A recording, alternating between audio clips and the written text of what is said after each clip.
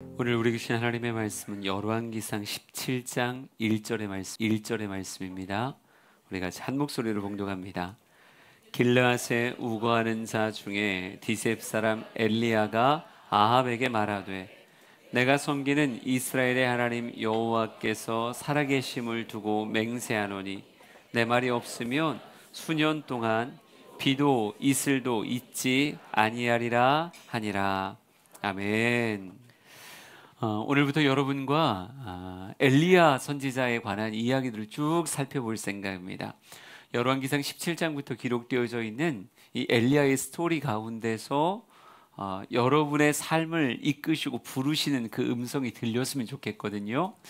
미리 말씀을 한번 쭉 묵상하면서 같이 읽어오며 맥락을 파악하며 저와 함께 하실 수 있으면 더 좋겠다는 생각이 듭니다.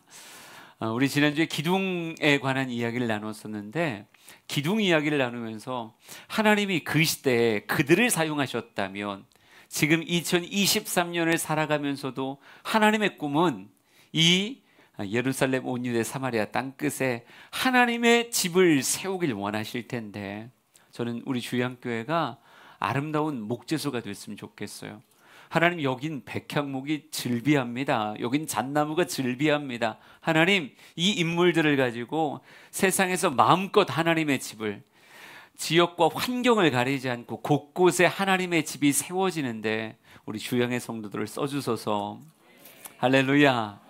우리 성경 말씀 다시 한번 볼까요? 갈라디아서 2장 8절 9절입니다. 베드로에게 역사하사 그를 할례자의 사도로 삼으신 이가 또한 내게 역사하사 나를 이방인의 사도로 삼으셨느니라. 또 기둥같이 여기는 야고보와 게바와 요한도 내게 주신 은혜를 알므로 나와 바나바에게 친교의 악수를 하였으니 우리는 이방인에게로 그들은 할례자에게로 가게 하려 함이라. 아멘. 성경은 이렇게 시작했습니다. 베드로에게 역사하사라고 쓰여 있고요. 또 내게 역사하셨다라고도 쓰여져 있어요. 하나님은 일하시더라고요. 역사하세요. 베드로에게 역사하시고 바울에게 역사하시고 요한과 야고보나 바나바에게도 마찬가지죠. 하나님 역사하신다고요. 왜 역사하시는가? 그걸 구절은 이렇게 받았어요. 기둥같이 쓰기 위하여라고 말하는 거예요. 하나님이 우리의 삶에 은혜를 주시는 이유가 있고 내 삶을 말씀으로 두드리는 이유가 있다고요. 그 말씀이 내 귀에 들리고 내 마음에 남는 이유가 있습니다. 무엇하길 원하는 거예요? 하나님의 꿈을 이 땅에 세우길 원하시는 거예요. 여러분 한 사람 한 사람을 기둥으로 삼아서 여러분의 가정에 믿음의 집을 짓길 원하는 거고, 여러분의 회사와 여러분이 섬기는 사회의 공동체에 어둠이 틈타지 못하는 강한 빛의 집을 짓길 원하시는 겁니다. 하나님은 우리를 사용하고 기둥으로 쓰기 위하여 우리의 삶에 역사하셔서 찬양과 말씀과 기도가 은혜되고 내 삶에 새겨지게 그렇게 하시는 거죠. 여러분, 하나님은 우리가 이 땅의 삶을 그저 편안히 살기를 원하실까요? 아니라고 생각해요. 베드로는 주님 만나서 더 바빠졌어요. 바울과 바나바는요, 주님 만나고 은혜 받고 주님의 역사를 경험해서 인생이 더 치열한 삶을 살았다고요. 하나님은 편하게 살기 위해 우리를 부르신 게 아니라 가치 있게 살게 하기 위해서 우리를 부르신 거예요. 우리 사랑하는 성도들이 좀 더 편하게 살자라고 하는 세상의 꼬임에 넘어가지 않았으면 좋겠습니다. 안식이라고 하는 단어는 천국에 새겨준 단어지 이 땅에 새겨준 게 아니에요. 근데 마귀는 우리에게 그 안식을 이 땅에서 누리며 결국은 아무것도 하지 마, 그저 시간을 보내, 이렇게 가장 아름다운 안식이 되기 위해선 이 땅의 삶은 사역이라고 하는 것이 붙어 있어야. 여러분 생각해 보세요. 일주일 내내 놀았는데 주일이 안식이에요? 놀던 사람이 또 노는 건 안식이 아니에요. 일주일 동안 치열하게 살아간 사람이 안식이라고 하는 그 편안함을 풍성히 누리는 거죠. 우리 주양의 성도들이 참 이 땅의 삶을 가치 있게 살기를 원합니다. 하나님이 2023년을 살게 하시는 이유가 있다니까요. 여러분의 삶의 자리에 여러분을 보내신 이유가 있습니다. 하나님은 뜻이 있고 계획이 있고 하나님의 그리고자 하는 그림이 있기에 여러분을 그 시대, 그 장소, 그 현장에 보내신 거지 뜻없이 하시는 일이 없더라고요. 그리고 우리 사랑하는 성도들이 하나님의 꿈에 하나님, 내가 동화되길 원하고 하나님과 함께 걷기를 원합니다라고 하는 그런 고백이 있었으면 좋겠습니다. 그 시대에 베드로가 필요했고 그 시대에 야고보와 요한이 필요했다면, 그 시대에 바울과 바나바가 필요했다면, 오늘 이 시대에 2023년을 살아갈 오늘날의 베드로, 오늘날의 바울과 바나바, 오늘날의 그 사람들이 내가 돼야 됨을 믿으셨으면 좋겠습니다. 그래요. 물론 누가 봐도 기둥인 그런 크고 위대한 인생을 사는 사람도 있겠지만, 건물은요 그것만으로 만들어지는 건 아니에요. 수많은 다양한 하중들을, 또 작은 기둥이, 또 보이지 않는 곳에서의 역할도 감당한다고요. 제가 지난번에 가족들을 데리고 서울 나들이를 갔던 적이 있습니다. 시골 사람이라 서울 한번 가보고 싶어서 우리 아이들 데리고 한번 올라갔었어요. 그리고 뮤지컬 한 편을 보고 왔습니다. 멤피스라고 하는 뮤지컬을 봤는데요, 멤피스를 보면서 그런 생각을 했어요. 노래도 너무 잘하고 그걸 다 라이브로 연주하고, 그러면서 무대가 이렇게 변해가고 조명을 사용하고 너무너무 환상적이더라고요. 그래서 잘 봤는데 보면서 마음에 느끼는 게 그거였어요. 여러분, 물론 스포트라이트를 받고 있는 주인공들이 도드라지죠. 그들의 춤과 율동과 눈빛과 연기가 이 극을 끌어가니까 그들이 참 대단한 연기자들, 또 실력 있는 노래하는 사람들인 건 사실이에요. 그런데 조명이 비추고 있는 그 사람들만 연기를 하고 손끝과 그 모습에 힘을 주고 있는 게 아니더라고요. 여러분, 멤피스를 볼 수 있는 가장 앞자리, 이 자리요 비싸서 못 앉아요. 저는 돈이 없어서 사이드에, 이렇게 지금 이쪽 사이드에 앉았거든요. 그러니까 연기자들이 보통 가운데 서고 주인공들이 가운데 서서 막 연기를 하잖아요. 근데 그 무대는 주인공만 서 있는 게 아니에요. 또 다른 수많은 연기자들이 함께 서 있는데, 저는 사이드에 앉아 있으니까 사이드 쪽에 빛이 제대로 비추어지지 않고 아직은 어둠이 더 진한 곳에도 어떤 사람은요 그곳에서 말하고 노래 부르고 그곳에서 춤을 춰요. 혹은 2층에 올라가서 거기서 춤추는 사람도 있더라고요. 근데 내 눈앞엔 그 사람들이 더 잘 보이니까 그 사람들을 바라보는데, 여러분, 정말 그들도 그 보이지 않는 곳에서, 사람들의 시선을 끌 수 없는 곳에서 춤을 추고 있는데도요, 그 춤에, 그 표정에, 그 눈빛에 자기가 담을 수 있는 최선을 담아서 연기를 하고 있더라고요. 한 사람도 딴짓하는 사람이 없어요. 우리 주양교회 같다는 생각을 했습니다. 그런데 그런 모습을 관객들은 지금 빛을 받고 있는 그 사람들이 도드라지게 보일 수 있겠지만, 연출자는요 이 모든 걸 다 보고 있지 않았을까요? 우리 지휘자는 모든 성가대원의 표정을 다 보고 있는 거잖아요. 아멘. 네. 그냥 내가 대신했어요. 다 보이는 거예요. 다 보이는 거예요. 한 사람 한 사람 딴짓하고 있으면 그게 그렇게 하는 게 아닌데 막 표정에서 막 레이저를 쏘기도 하고, 때로는 입을 크게 벌리고 이렇게 하자고 같이 끌어당기기도 하고 그러는 거예요. 하나님은 여러분을 어떤 역할을 맡기실지는 잘 모르겠지만, 하나님이 너는 아무것도 안 해도 돼, 넌 그냥 가만히 있어, 하나님이 그런 사람을 과연 만드셨을까요? 혹은 그렇게 말하실까요? 전 아니라고 생각해요. 우리의 삶을 그 시대의 바울이 그렇게 그 시대를 끌어갔듯 오늘의 이 시대를 우리에게 맡기셨으니, 우리가 퍼져 있는 모든 곳에서 각자의 역할을 감당하며 이 땅의 삶을 살아가는 그 모습 되길 간절히 소망합니다. 이런 사람을 이렇게 표현할 수 있을 것 같아요. 마태복음 5장을 통해 같이 봅시다. 14절부터 16절까지를 읽어볼게요. 시작. 너희는 세상의 빛이라. 산 위에 있는 동네가 숨겨지지 못할 것이요, 사람이 등불을 켜서 말 아래에 두지 아니하고 등경 위에 두나니 이러므로 집안 모든 사람에게 비치느니라.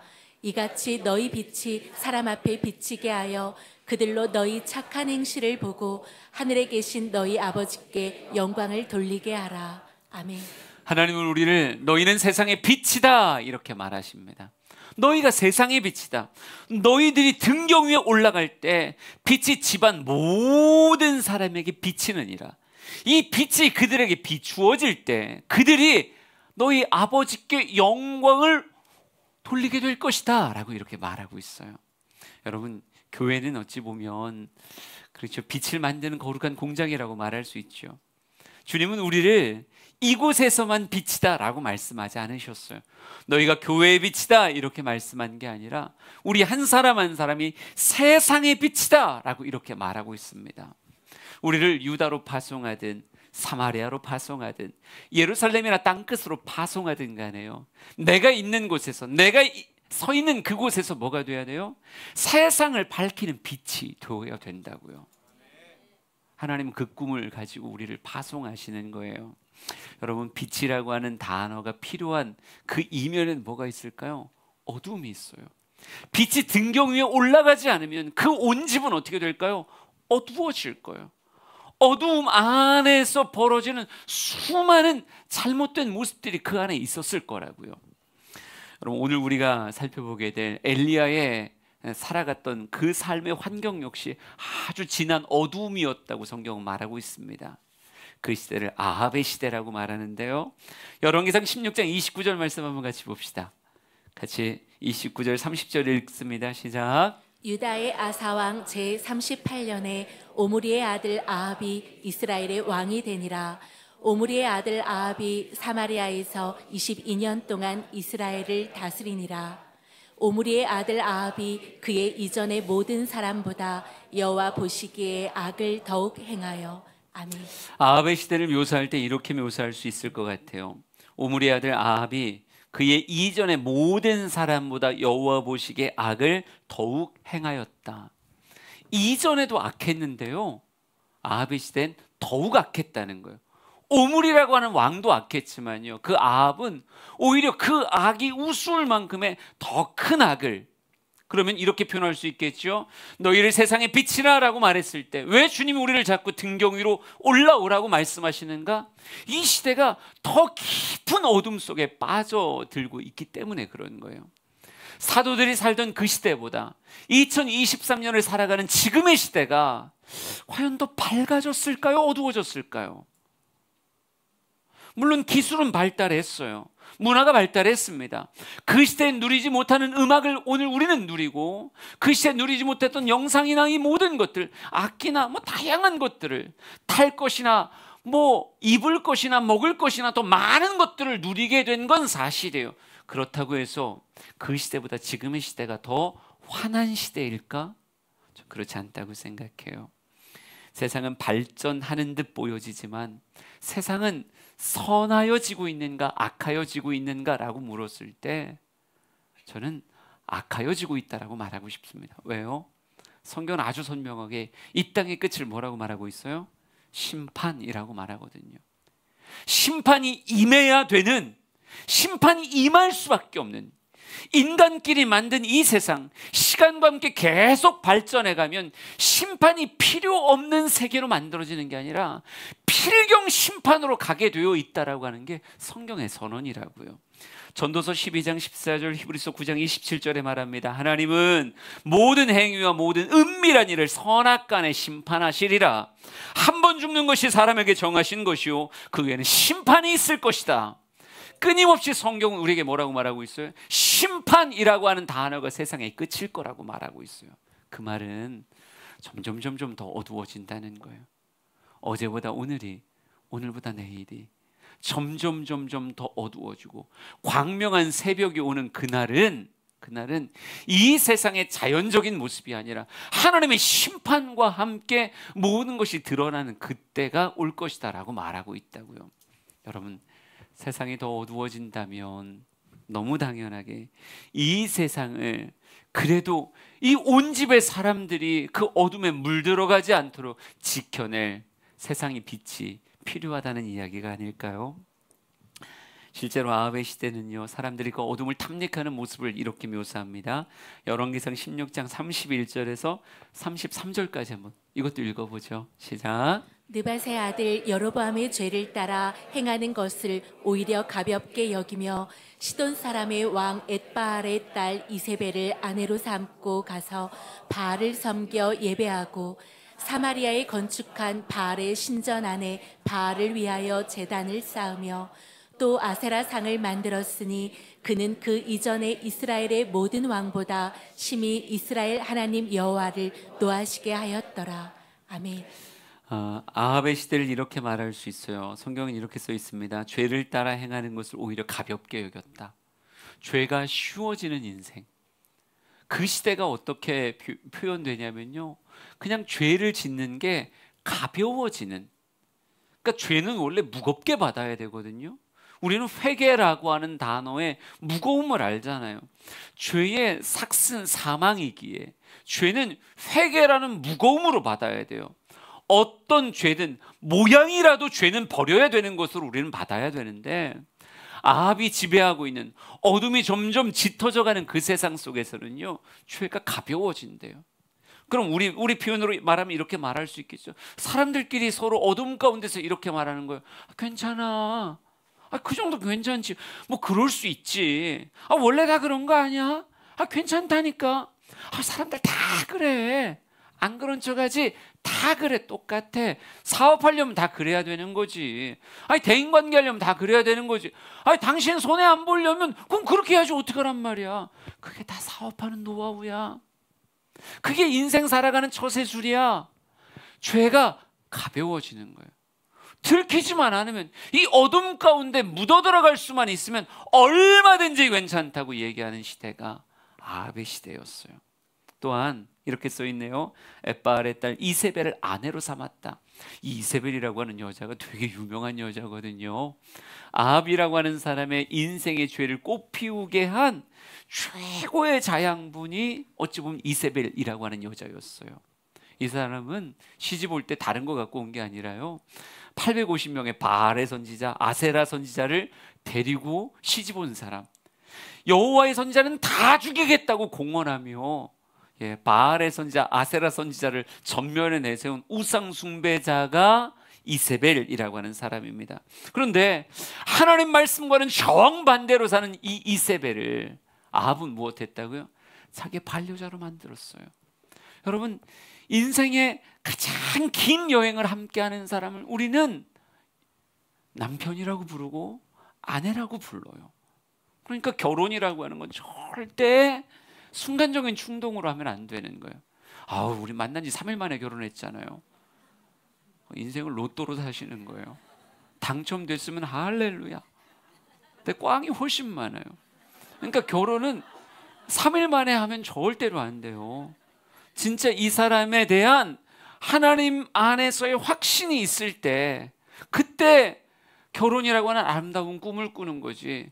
그냥 얼굴 잘생겨서 그것 때문에 3일 만에 결혼하고, 돈 많아서 3일 만에 결혼하고, 엣바알의 딸 이세벨이라고 하는 사람도 가진 그런 무언가의 사람의 마음을 흔들 세상의 매력은 분명히 가졌지 않겠습니까?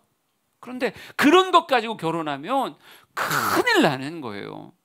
이세벨이 아합의 곁에 딱 붙기 시작하니까 서로 닮아가야 되고 서로 영향력을 끼치는 존재가 부부인데, 결국 아합의 인생이 어떻게 됐어요? 겉으로는 왕이지만 영적으로는 가장 비천한 자요, 가장 어둠 속에 혼탁한 자의 삶으로 곤두박질 치게 됐다라고 하는 거죠. 그런데 그 시대에는 이세벨과 함께하는 게 자랑인 거예요.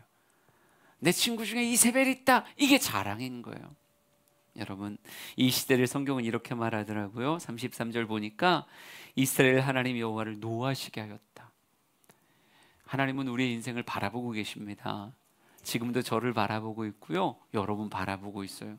여러분 눈을 감았다 떴다 감았다 떴다 하는 것도 보시고, 여러분 마스크로 가려도 여러분의 입모양도 다 아시는 분이 우리 하나님이신데, 하나님이 우리를 바라보고 기쁘셔야 되는데, 성경은 아합의 시대를 살아가는 그들을 보고 하나님이 분노가 가득하셨다라고 성경에 쓰여져 있습니다.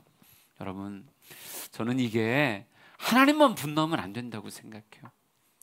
이 시대를 바라보며 하나님이 분노하실 때 꼭 비느하스와 같이 여호와의 질투로 질투하고 여호와의 분노로 분노하며 이 시대를 바라볼 수 있는 이 시대의 엘리야가 필요하다고 생각합니다. 그게 여러분이었으면 좋겠어요. 여러분의 가정이, 여러분의 모임이, 여러분의 삶을 살아가는 삶의 터전인 세상의 모습들이 점점 어두워져 갈 때, 그들의 착한 행실이 아니라 서로를 충동하며 죄가 가벼워지고 죄와 내 삶이 딱 붙어서 살아가는 하나님이 분노할 만한 모습 앞에, 여러분 다들 괜찮아 그러고 갈 때 이럴 순 없어요 라고 분연히 떨쳐 일어날 수 있는 사람이 난 이 시대의 엘리야라고 생각하고요. 그 엘리야가 우리 주양의 성도들이었으면 좋겠습니다. 그래요. 여러분, 사명은 어디서 발견되는 줄 아세요? 어찌 보면 불평에서 시작되는 거예요. 불만에서 시작되는 거예요. 우리가 지금 누리고 있는 모든 이 기술의 발전은 뭐와 함께 했는 줄 아십니까? 불평에서 시작된 거예요. 왜 이렇게 화내줄 수 없지? 언제까지 태양만 바라보고 인생 살 거야? 그럴 수 없어. 그게 뭐 에디슨이겠죠. 전구 만드느라 뭐 수없이 실패했다고 얘기하던데, 탈 것 하나 만들고 인간은 하늘을 날 수 없을까? 라이트 형제가 막 그랬겠죠. 수많은 악기들이, 마이크가 한 사람이 말하는 걸 더 많은 사람에게 들려줄 수 없을까? 그 소리를 어떻게 증폭시킬 수 없을까? 한 사람의 모습을, 그 모습이나 똑같은 모습을 옆에다가 하나 더 띄울 수는 없을까? 수많은 인간의 불평과 불만이 뭘 만들어낸 거예요? 이런 자신의 삶을 드릴 사명을 발견하게 했고, 그것이 이 땅의 기술을 발전시킨 거예요. 두 종류의 사람이 있어요. 불평하며 그저 앉아있는 사람이 있고, 불평하며 무엇하는 거예요? 이걸 사명으로 받아들이는 사람이 있어요. 그러니까 바꿔봐야 되겠다, 그러니까 내가 도전해봐야 되겠다, 이러는 사람. 아합의 시대는요, 하나님이 분노하실 만한 시대였다고요. 당연히 하나님의 분노가 심판으로 임해야 되는 그런 시대인데, 하나님과 똑같은 마음을 가지고 시대에 대한 아픔으로 누구 앞에서는 아합 앞에 도전하는 사람이 있었으니 그가 엘리야라고 하는 사람이었습니다. 저는 이 모습이, 이 하나님이 이 세상을 새 것으로 바꿔나가시는 그 모습에 동행하고 동참할 수 있었던 이 엘리야의 삶을 살아가는 모습이 하나님을 시원케 하는 사람이요, 하나님이 찾으시는 사람이라고 믿어요. 여러분, 이사야 43장 한번 봐볼까요? 18절 19절입니다. 읽어봅시다. 시작. 너희는 이전 일을 기억하지 말며 옛날 일을 생각하지 말라. 보라, 내가 새 일을 행하리니 이제 나타낼 것이라. 너희가 그것을 알지 못하겠느냐? 반드시 내가 광야의 길을, 사막의 강을 내리니. 아멘. 하나님은 이전 일, 옛날 일에 머물러 계시는 분이 아니세요. 그것을 바라보면서 이 사막에 길을 만들겠다, 이 광야의 길을 만들고 이 사막의 강을 만들겠다라고 하시며, 보라, 새 일을 꿈꾸고 행하리라. 이게 하나님의 스타일이에요. 하나님은 그저 거기서 멈추시는 분이 아니라 광야를 만나든 사막을 만나든 그곳에서 새로운 일을 꿈꾸며 이전에 발목 잡히는 게 아니라 새 것을 향해 진취적으로 나가는 게 하나님의 성품이시거든요. 그러니까 하나님은 이 땅의 삶을 통해 당연히 하나님의 동반자로 똑같은 사람을 찾으시죠.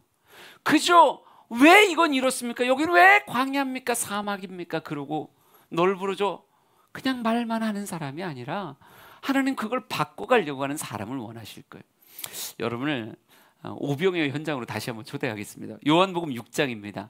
한번 생각하면서 잘 읽어보세요. 5절, 6절, 7절 같이 읽습니다. 시작. 예수께서 눈을 들어 큰 무리가 자기에게로 오는 것을 보시고 빌립에게 이르시되 우리가 어디서 떡을 사서 이 사람들을 먹이겠느냐 하시니, 이렇게 말씀하심은 친히 어떻게 하실지를 아시고 빌립을 시험하고자 하심이라. 빌립이 대답하되 각 사람으로 조금씩 받게 할지라도 200데나리온의 떡이 부족하리이다. 아멘. 하나님이 눈을 들어 수많은 사람을 바라보고 있는 거예요. 이들이 허기짐 가운데 있는 그 모습은 어찌 보면 영락 없는 광야죠. 영락 없는 사막 같은 모습이에요. 그러나 하나님은 이 사막에 강이 생길 수 있고 이 광야에 길이 있다는 걸 아시거든요. 그러니까 성경은 이렇게 말하고 있어요. 이렇게 말씀하심은 친히 어떻게 하실지를 아시고 이렇게 써 있어요. 그러니까 하나님은 이미 그들을 어떻게 먹이실지를 다 알고 계세요. 어떻게 해야 강이 생기고 길이 생기는지 다 알고 계세요. 그런데 하나님은 누구와 함께 일할 것인가 라고 하며 하나님은 다 알고 계시지만 우리에게 묻는다고요. 빌립을 시험하셨다 이렇게 써 있습니다. 어떻게 하겠느냐 이렇게 물어봤더니 빌립이 대답합니다. 각 사람으로 조금씩 받게 할지라도 200데나리온의 떡이 부족합니다 이렇게 말해요. 예, 똑똑한 사람이죠. 계산 잘하는 사람이에요. 그런데 빌립의 한계가 뭐냐면요, 하나님은 알지 못해서 묻는 게 아니거든요. 하나님은 이 어려움과 난관을 어떻게 뚫고 나가야 되는지를 이미 알고 계세요. 알고 계신 주님이 그죠? 이 하나님의 역사의 동참자가 누구인가 라고 하는 것을 찾기 위해서 물으시는 건데, 빌립이라고 하는 제자는 그저 이렇게 대답합니다. 하나님, 예수님, 조금씩 사람들에게 다 걷고 받고 이런저런 일을 해도요 200데나리온의 떡이 부족할 것 같습니다. 그러니까 말은 진짜 잘하고 똑똑한데 뭐만 하고 있다는 게 문제인 거예요? 말만 하지 주님의 손에 주여 이것이 여기 있습니다 라고 말하진, 자신을 꺼내진 않더라는 거예요. 자신을 주님의 손에 올려놓진 않고 뭐라고만 얘기하는 거예요? 똑똑하게 주님 이래 저래요, 이렇고 저렇고 막 이렇습니다 라고 말만 하고 있는 거예요. 근데 주님은 몰라서 그에게 묻는 게 아니거든요. 이미 이걸 어떻게 해결해야 되는지는 주님은 알고 계셨다고 먼저 말하고 있어요. 근데 안드레가 등장합니다. 요한복음 6장 8절 9절 이것도 읽어보죠. 같이 읽습니다. 시작. 제자 중 하나 곧 시몬 베드로의 형제 안드레가 예수께 여짜오되 여기 한 아이가 있어 보리떡 5개와 물고기 2마리를 가지고 있나이다. 그러나 그것이 이 많은 사람에게 얼마나 되겠사옵나이까. 아멘. 이 많은 사람에 비해서 자기가 가지고 있는, 자기가 찾아낸 그 오병이어라고 하는 것이 얼마나 초라한지 자기도 알고 있어요. 과연 내가 지금 꺼내고 있는 이 오병이어가 물고기 2마리 보리떡 5개라고 하는 이 작은 것이 이 수많은 사람들 앞에 도대체 뭐가 될 수 있을까? 자기도 반신반의하죠. 하지만 빌립과 지금 안드레의 차이가 뭡니까? 빌립은 똑똑한 이야기는 진짜 많이 하지만 자신을 꺼내지도 올려놓지도 못해요. 그런데 이 안드레는 여기 보리떡 5개와 물고기 2마리가 있습니다 라고 말하며 이게 뭐가 될지 모르겠지만 주여 이걸 받으소서라고 주님의 손에 올려드릴 수 있는, 다시 표현합니다, 나를 꺼내어 그 앞에 올려놓을 수 있는 그 모습이 있었다는 거죠. 하나님은 똑똑한 빌립을 사용해서 역사하신 것이 아니라 자신의 작은 것이지만 이 수많은 사람 앞에 이게 도대체 어느 정도의 역할을 할지 모르겠어요. 하지만 주여 이것이 여기 있나이다 라고 말하며 나를 꺼낼 줄 알았던 그 안드레를 통해 오병이어라고 하는 놀라운 기적의 역사를 이루셨다는 거죠. 여러분, 우리 한 사람 한 사람이 엘리야가 되자, 내 삶의 어둠을 내어 쫓는 자가 되자라고 말할 때 우리 안에도 이런 마음이 있을 수 있어요. 주님 제가 뭐라고요? 제가 뭘 할 수 있는데요? 저는 진짜 작은 아이입니다 라고 말할지 모르겠죠. 그러나 하나님은 계획이 없이 우리에게 말씀하신 게 아니라고요. 계획이 없이 우리에게 감동하신 게 아니라고요. 하나님은 뜻이 없이 우리의 삶에 역사하신 게 아니라고요. 역사하셨을 땐 뭐가 있는 거예요? 뜻이 있는 거예요. 물어오실 땐 너의 손에 가진 게 뭐냐라고 물어오실 땐 하나님은 이미 하나님의 플랜을 가지고 계시는 거예요. 근데 무엇 하고 싶은 거예요? 그걸 지금 이 말씀을 받고 있는 당신과 하고 싶은 거죠. 여러분, 누가 시대의 빛이 될 수 있는 걸까요? 자신을 감추지 않고 꺼낼 수 있는 사람이요. 나를 감추는 사람이 아니라, 말 아래 두는 게 아니라 등경 위에 올려둘 수 있는 사람이 이 땅의 어두움을 내어쫓고 온 집안에 있는 곳에 빛이 비추어지게 하는 그런 사람이 된다라고 하는 겁니다. 마태복음 5장 15절에 말합니다. 사람이 등불을 켜서 말 아래에 두지 아니하고 등경 위에 두나니 이러므로 집 안 모든 사람에게 비치느니라. 아멘. 하나님은 우리에게 빛을 주신 이유는요, 그 빛을 감추라는 게 아니라 빛을 드러내라는 거예요. 하나님이 베드로에게 역사하신 이유는 베드로야 너의 인생을 꺼내자라고 하는 거예요. 바울에게 역사하신 이유는 은혜가 되고 가슴에 도전이 되고 말씀이 심겨지는, 하나님이 역사하신 이유는 바울을 숨기려고 하심이 아니라 바울 이제 꺼내자, 네가 드러나자, 너를 등경 위에 올리자라고 하는 이야기입니다. 여러분, 아합의 시대에도 빛을 낼 수 있는 사람이 엘리야 한 사람이 아니었어요. 수많은 사람이 있었습니다. 우리 열왕기상 18장 4절, 19장 18절 말씀, 두 절의 말씀을 쭉 읽어볼까요? 시작.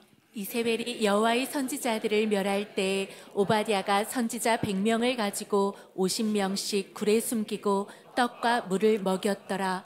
그러나 내가 이스라엘 가운데 7,000명을 남기리니 다 바알에게 무릎을 꿇지 아니하고 다 바알에게 입맞추지 아니한 자니라. 아멘. 이세벨이 여호와의 선지를 멸할 때 오바댜라고 하는 국내 대신이 50명씩의 사람들을 굴에다 숨겨두고 선지자들을 숨겨두고 그들에게 떡과 물을 공급하였다라고 이렇게 쓰여져 있어요. 여러분, 선지자라는 이름을 가진 사람 100명이 있었어요. 선지자는 어떤 사람이에요? 하나님의 말씀을 보았던 사람이고 들었던 사람이에요. 누구보다도 먼저 하나님의 말씀을 보고 들었던 사람이 선지자인데, 그런 사람이 이미 100명이나 굴 속에 그들이 있었다고요. 또 열왕기상 19장 말씀 보면요, 이스라엘 가운데 7,000명을 남기겠다. 이들은 다 바알에게 무릎 꿇지 아니하며 바알에게 입맞추지 않은 사람이다. 바알에게 무릎 꿇지 않은 나름의 신앙의 빛을 갖고 있는 사람이 7,000명이래요. 여러분, 무릎 꿇지 않은 자 7,000명도 있었고 선지자라고 불리우는 100여 명의 사람도 있었습니다. 그런데 시대의 빛이 누구였다고요? 이 선지자들이 아니었어요. 이 7,000명이 아니었다고요. 여러분, 7,000명을 모아보면요, 그 안에 별의별 사람이 다 있어요. 똑똑한 변호사도 있을 테고 의사도 있을 테고 7,000명쯤 모이면 진짜 탁월한 언변의 웅변가도 있을 테고 그 가운데는 힘이 어마무시하게 센 삼손 같은 사람도 있을 거예요. 그런데 그 수많은 사람들이 그들 가운데 있었겠지만 굴 속으로 숨어들고 나를 감춘 선지자, 감춘 7,000명은 시대의 빛이 되지 못하는 거예요. 여러분, 성경 말씀 봅시다. 열왕기상 17장 1절, 엘리야의 등장입니다. 시작. 길르앗에 우거하는 자 중에 디셉 사람 엘리야가 아합에게 말하되 내가 섬기는 이스라엘의 하나님 여호와께서 살아계심을 두고 맹세하노니 내 말이 없으면 수년 동안 비도 이슬도 있지 아니하리라 하니라. 아멘. 7,000명 중에 있었던 똑똑한 사람, 힘센 사람, 사회적 명예 있는 사람, 돈 많은 사람, 별의별 사람, 그들도 바알에게 무릎 꿇지 않았어요. 수많은 선지자들이 주님의 음성을 듣기도 했고 주님의 역사심을 보기도 했을 거예요. 그러나 굴 속에 나를 감추어 두고 있는 사람들은 아합의 이 시대의 빛이 될 수 없었어요. 그런데 성경은 말합니다. 길르앗에 우거하는 자 중에 디셉 사람 엘리야라고 이렇게 말하고 있어요. 여러분, 반차가 안 나오고 족보가 안 나오고 지명이 나온다는 건 집안이 별 볼 일 없다는 이야기예요. 사회적으로는 별거 아닌 사람이란 얘기예요. 그런데 그랬던 엘리야는 나를 감추지 않았고요. 누구 앞에 세웠어요? 자신을 아합이라고 하는 어둠의 근원 앞에 자기를 딱 세워놨어요. 자기를 등경 위에 꺼내놓은 거예요. 모든 어둠의 한 복판에 자신의 빛을 비추기 시작한 겁니다. 여러분, 우리 주양의 성도들이 하나님이 나를 말씀으로 두드리는 이유가 있다. 내게 은혜 주시는 이유가 있다. 하나님이 기둥이라고 말했을 때 내 마음이 설레이는 이유가 있다라고 생각하셨으면 좋겠어요. 영적으로 해야 될 일이 여러분의 가정에 있다니까요. 여러분이 직장에서 감당해야 되는 여러분의 빛의 몫이 분명히 있다니까요. 나를 감추지 말고 꺼내야 되는 시대적 사명이 분명히 우리 한 사람 한 사람에게 있다니까요. 아니, 난 바알에게 무릎 꿇지 않았어. 이것만 가지고 나를 감추기에는 하나님은 지금도 우리의 마음을 두드리시는 거예요. 여러분, 분명히 선지자들의 마음을 두드리셨겠죠. 7천 명의 마음을 두드리셨겠죠. 하지만 지금 꺼내진 사람은 누구였어요? 그들이 무시할지 모르겠지만 디셉 사람이었던 이 엘리야가 자신을 꺼내 등경 위에 올려놓았을 때, 왜요? 하나님이 날 부르시니까요. 하나님이 내게 역사하시니까요. 말씀이 들리고 말씀 안에서 자꾸 꿈이 꾸어지니까요. 사사기 5장 12절 되게 유명한 본문입니다. 이거 한번 힘차게 읽어볼까요? 시작. 깰지어다 깰지어다 드보라여 깰지어다 깰지어다 너는 노래할지어다 일어날지어다 바라기여 아비노함의 아들이여 내가 사로잡은 자를 끌고 갈지어다. 아멘. 시대에 빠져 잠을 자고 있는, 영적으로 자는 자가 너무 많은 거예요. 주님께서는 드보라라고 하는 한 여인에게 무엇하라고 하십니까? 깰지어다 깰지어다. 드보라요, 깰지어다 깰지어다. 너는 노래할지어다 일어날지어다 라고 말씀하며 이 드보라를 막 깨우시더라고요. 여러분, 그 당시에 유리천장이 얼마나 두꺼웠는데요. 여자의 사회 참여가 얼마나 제한되던 시기였는데요. 그런데 작은 여인이었던 드보라가 나를 부르시며 깰지어다라고 말씀할 때 자신을 꺼내 등경에 올려놓더라고요. 여러분, 바로 이 사람이, 나를 부르심 앞에 꺼낼 수 있는 사람이 이 시대의 엘리야가 될 수 있는 겁니다. 이사야 6장 8절에 말합니다. 내가 주의 목소리를 들으니 주께서 이르시되 내가 누구를 보내며 누가 우리를 위하여 갈고 하시니 그때 내가 이르되 내가 여기 있습니다. 나를 보내소서 하였더니. 아멘. 하나님, 제가 여기 있잖아요. 하나님, 난 작은 자인데요, 제가 여기 있잖아요. 하나님, 저를 사용하세요. 하나님, 저를 꺼내세요. 하나님, 저를 통해 이 어둠과 싸우게 하세요. 우리 가정의 잘못된 문화와 싸우게 하시고 정말 이걸 잘 선도할 수 있는 찬란한 빛을 내게 주세요. 우리 사랑하는 성도들이 너희는 세상의 빛이라라고 말씀하시는 그 음성 따라 세상을 바꿔나가는 그런 존귀한 인생 살기를 원합니다. 다시 말합니다. 편한 인생이 우리의 꿈이 아니에요. 우린 가치 있는 인생이 우리의 꿈입니다. 한 사람 한 사람 여러분을 향한 하나님의 부르심이 있다니까요. 나와 함께 가자라고 나에게 손 내미시는 주님의 음성이 깰지어다 깰지어다라고 들리면 우리는 분연히 일어나 디셉을 떠나 어디로 가야 되는 거예요? 아합이라고 하는 사람 앞에, 사마리아 성 수도로에 들어가 왕궁을 들어가 왕 앞에 두 다리로 버티고 서는 그 모습이 우리 안에 있어야 될 겁니다. 엘리야가 가서 뭐 했는가 봤더니 이렇게 말하더라고요. 내가 섬기는 이스라엘 하나님 여호와, 이렇게 말해요. 다 아합을 섬기는, 그러면서 정말 바알과 아세라를 섬기는 그 나라인데, 그 나라에서 당당히 엘리야가 뭐라 그래요? 나는 하나님 섬기는 사람이다, 이렇게 말해요. 커밍아웃이라고 단어가 좋은 단어가 아니에요. 그런데 이게 문화적으로 참 많은 곳에서 나를 커밍아웃하다, 나를 드러내다라고 하는 말로 그냥 어휘적으로 쓰여집니다. 그래서 사용한다고 하면 저는 여러분이 세상에 나가서 나 예수 믿는 사람이라고 커밍아웃 하셨으면 좋겠어요. 그럼 자랑스럽게 여러분이 드러나야 된다니까요. 여러분이 등경 위에 올라가야 된다니까요. 나의 모습을 감추는 게 아니라 내가 예수 믿는 사람이다라고, 나의 말과 행동을 이제 보라, 나를 보라, 내가 예수 믿는 사람이다. 여러분, 코로나 이후에 시대가 변해서 기독교인들이 자꾸 수면 아래로 내려가요. 예수 믿는 걸 감추는 시대가 됐다고요. 굳이 누가 물어보지 않으면, 누군가 나에게 집요하게 묻지 않으면 나 교회 다녀요, 예수 믿어요, 이 말을 안 하는, 드러나지 않는 사람이 너무 많아요.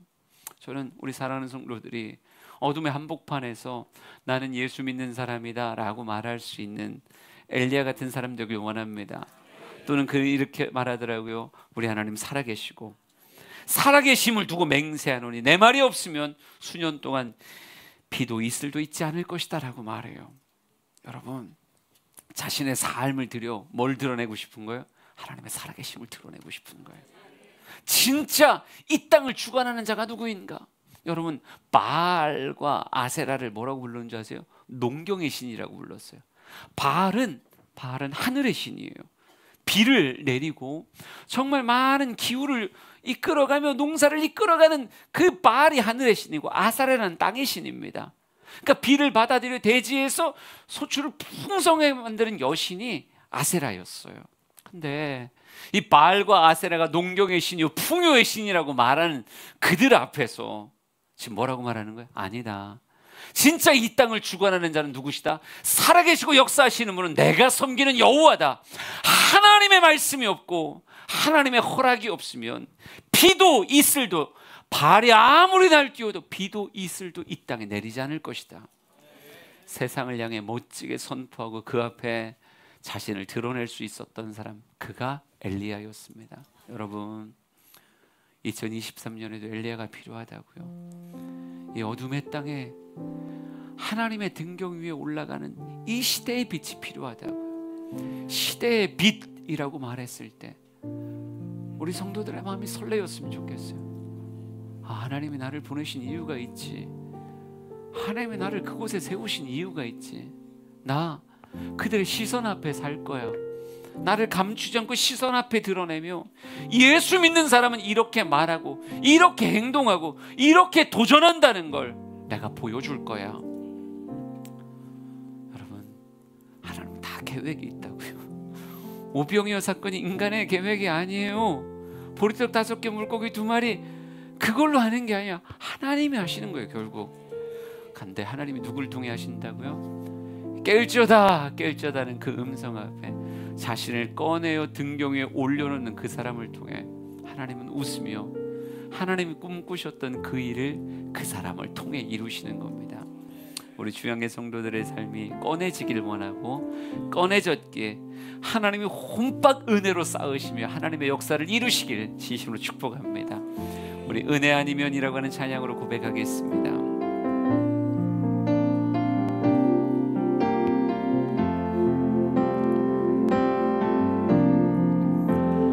은혜 아니면 살아갈 수가 없네. 호흡마저도 다 주의 것이니 세상 평안과 위로 내게 없어도 예수, 오직 예수뿐이네. 은혜 아니면 살아갈 수가 없네. 호흡마저도 다 주의 것이니 세상 평안과 위로 내게 없어도 예수, 오직 예수뿐이네. 그 신계회 다 볼 수도 없고 작은 곳 안에 지쳐도 주께 묻기 나의 모든 삶 버티고 견디게 하시네. 은혜 아니면 살아갈 수가 없네. 나의 모든 것 다 주께 맡기니 참된 평안과 위로 내게 주신 주 예수, 오직 예수뿐이네. 마지막으로 고백합시다. 은혜 아니면 살아갈 수가 없네. 나의 모든 것 다 주께 맡기니 참된 평안과 위로 내게 주신 주 예수, 오직 예수뿐이네. 나를 꺼낼 수 있는 용기가 있을 때 하나님은 더 친밀하게 말을 걸어오시며 나에게 무엇을 원하시는지, 무엇으로 함께하길 원하는지를 그 다음에 알려주세요. 오늘은 기도할 때 하나님, 내가 감추어진 인생, 나를 숨기는 인생 살지 않게 하시고 나를 꺼내 하나님의 도구가 되는 인생 살겠습니다. 이 마음으로 주 앞에 기도하길 원합니다. 같이 기도합시다. 걸어가십시오.